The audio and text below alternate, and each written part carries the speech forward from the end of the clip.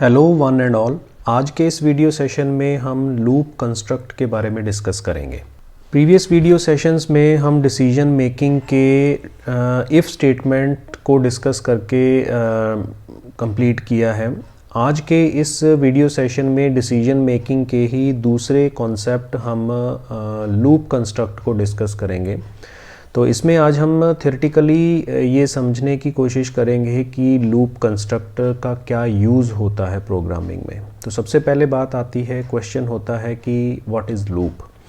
तो कई बार क्या होता है कि डिसीजन लेने के लिए हमें कुछ सिलेक्टेड स्टेटमेंट्स को बार बार रिपीट करना पड़ता है। जब तक कि हमारा टारगेट अचीव नहीं हो जाता तब तक हम कुछ स्टेटमेंट्स को रिपीट करना चाहते हैं। ये जो रिक्वायरमेंट है इसको आप लूप की हेल्प से फुलफ़िल कर सकते हैं। पाइथन में दो तरह के लूप स्ट्रक्चर्स अवेलेबल करवाए जाते हैं। पहला होता है वाइल लूप और दूसरा होता है फॉर लूप।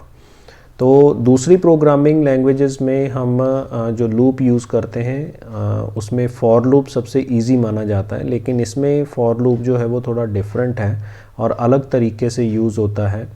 और वाइल लूप इसके अंदर नॉर्मल दूसरे लूप्स की तरह ही यूज़ होता है, दूसरी लैंग्वेजेस में तरह।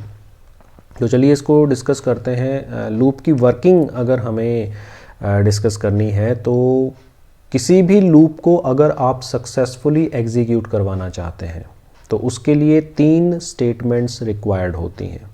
सबसे पहले नंबर पे इनिशियलाइजेशन। इनिशियलाइजेशन का मतलब होता है कि आपका लूप कहाँ से शुरू होगा, उसकी बिगनिंग स्टेटमेंट हमें स्पेसिफाई करनी होती है। दूसरे नंबर पे क्राइटेरिया या कंडीशन या इसको हम एक्सप्रेशन लिखते हैं, ये बेसिकली लूप का टर्मिनेशन होता है, यानी कि लूप कहाँ पर ख़त्म होगा उसको हम क्राइटेरिया में स्पेसिफाई करते हैं। और तीसरा जो सबसे इम्पॉर्टेंट है वो है स्टेप, कि स्टार्टिंग से एंड तक पहुँचने के लिए आपको स्टेप देना बहुत ज़रूरी है। इंक्रीमेंट या डिक्रीमेंट के फॉर्मेट में हम ये स्टेप लूप की बॉडी में मेंशन करते हैं। अगर आप पॉजिटिवली काम कर रहे हैं तो इंक्रीमेंट का यूज़ करेंगे, अगर आप नेगेटिव काम कर रहे हैं तो उसके अंदर हम डिक्रीमेंट का यूज़ करेंगे। तो आगे आने वाले एग्जांपल्स में हम इनके बारे में बात करेंगे। तो ये तीनों स्टेटमेंट्स जो हैं लूप के लिए बहुत इंपॉर्टेंट होती हैं। स्टार्टिंग कहाँ से शुरू करना है, कहाँ पर ख़त्म करना है और उसको आगे कैसे बढ़ाना है। तो चलिए इसके अंदर अब हम बात करते हैं वाइल लूप की। वाइल लूप का जो सिंटैक्स है उसमें सारी चीज़ें अलग अलग जगह पर लिखी जाती हैं। सबसे पहले इनिशियलाइजेशन होता है। वाइल को शुरू करने से पहले आपको इनिशियलाइजेशन करना ज़रूरी है कि किस तरीके से वो स्टार्ट कहाँ से होगा। फिर वाइल के ब्रैकेट में हम क्राइटेरिया लिख सकते हैं कि कहाँ तक उसको चलाना है और उसके ट्रू सेक्शन के अंदर यानी उसकी बॉडी में हमें कौन सी स्टेटमेंट्स को एग्जीक्यूट करवाना है। और लूप को बंद करने से पहले उसका स्टेप देना बहुत ज़रूरी है ताकि वो आगे बढ़े और अपने एंड लोकेशन पर ज़रूर पहुँचे, टर्मिनेशन लोकेशन पर ज़रूर पहुँचे।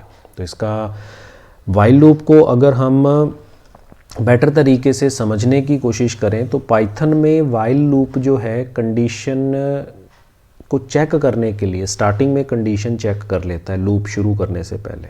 अगर कंडीशन सही होती है तो जो उसके ट्रू सेक्शन में कोड है उसको वो एग्जीक्यूट करता है।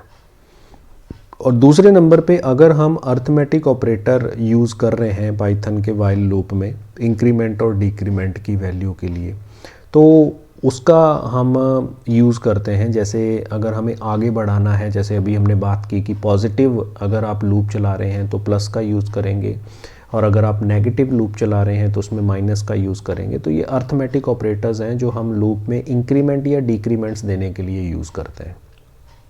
फिर उसके बाद अगर हम इंक्रीमेंट या डिक्रीमेंट कंडीशन दे देते हैं तो जब तक वो कंडीशन ट्रू रहती है ये रिपीटिशन चलती रहेगी लूप की और वो अपनी स्टेटमेंट्स को चलाता रहेगा और हमें आउटपुट्स मिलते रहेंगे।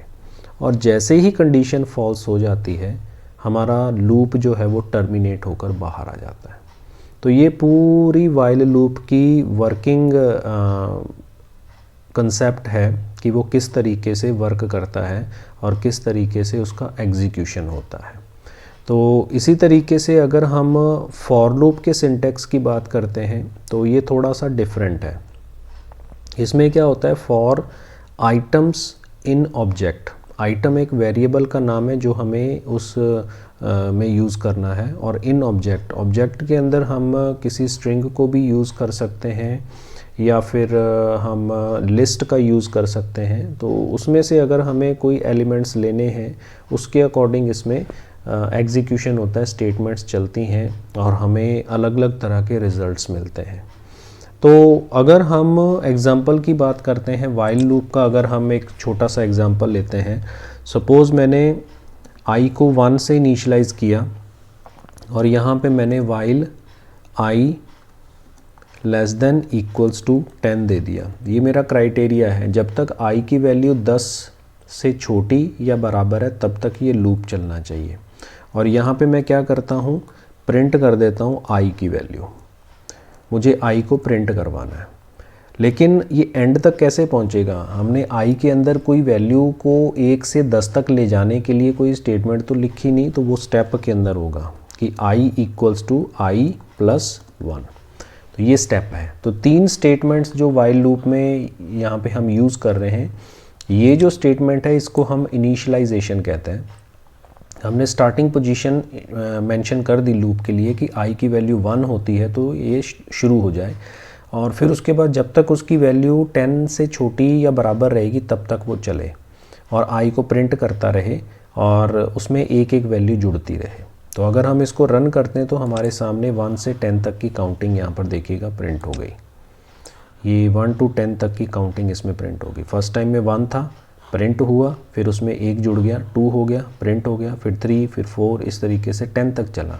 जब इसकी वैल्यू 11 हो गई तो ये कंडीशन फॉल्स हो गई। तो फॉल्स होते ही उसने क्या कर दिया, लूप को टर्मिनेट कर दिया। तो इस तरीके से हम लूप्स को यूज़ करते हैं और अपने जो रिक्वायरमेंट्स हैं रिपीटिशन से रिलेटेड, उनको हम इसके अंदर इनका यूज़ करके फुलफ़िल कर सकते हैं। ऐसे ही हम इनको स्टेप बाय स्टेप पहले वाइल लूप को डिस्कस करेंगे, फिर उसके बाद हम फॉर लूप के बारे में भी डिस्कशन करेंगे, उसके प्रोग्राम्स को किस तरीके से बनाया जाता है उनके बारे में हम डिस्कशन करेंगे।